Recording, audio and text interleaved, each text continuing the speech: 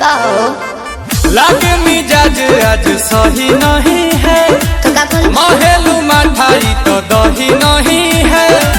पानी में चीनी जैसे घोले राजा जी, घोले राजा जी। पानी में चीनी जैसे घोले राजा जी, घोले राजा जी। कमरिया गोले गोले, कमरिया गोले गोले, कमरिया गोले गोले गोले गोले डोले राजा जी। कमरिया गोले गोले गोले गोले डोले राजा जी। कमरिया गोले गोले गोले गोले डोले रानी जी, कमरिया गोले गोले गोले गोले डोले रानी जी।